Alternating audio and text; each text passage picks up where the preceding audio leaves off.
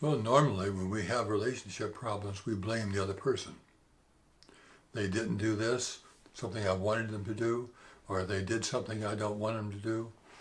And how they look at me, or how they talk to me, or how they don't keep their word, whatever it is. We mostly will focus on what the other person did that we say was wrong, and we condemn them for it. Then we expect them to change. But the more we make them wrong, we think we're going to change them, but what instead, it reinforces that in the other person. They just act more that way because we're acting in a way that stimulates that kind of energy. Because what I need to see is what's my need for seeing them the way I'm seeing them, or interpreting them the way I'm interpreting them, because that's the way I create my world. And we now know that the ancient wisdom has been verified by quantum physics that that's so. That with my thoughts, I do create my world. And so if I can begin to see that it's my thoughts that are, and my past traumas that grew out, that helped create some of those thoughts, that's what's dominating in my life.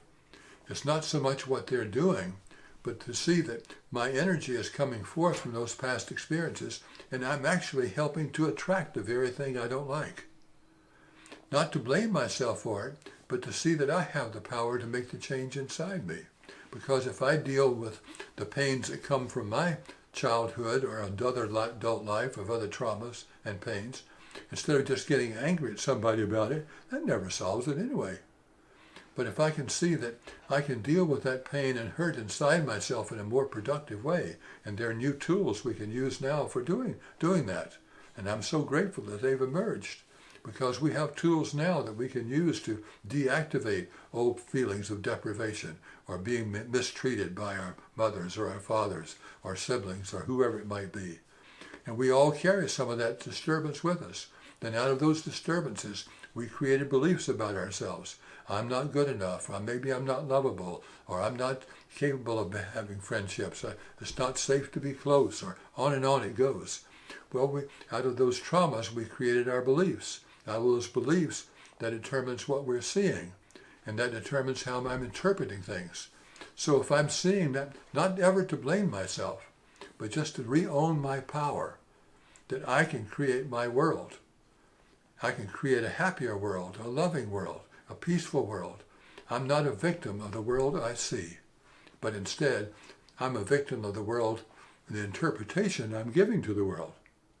And if I can see that, not to ever blame myself, but just to see where I can make the changes that have the effect.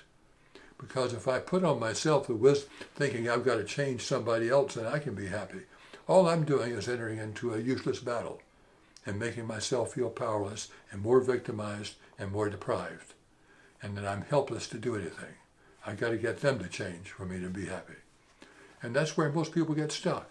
Rather than seeing, no, there are these ways I can let go of my old programming where I was the victim, and there are ways I can take my new programming to learn that I am in power and in charge of my life and my thoughts and what I'm attracting and what's happening in my life. Then we take our power back, not at the fault of somebody else.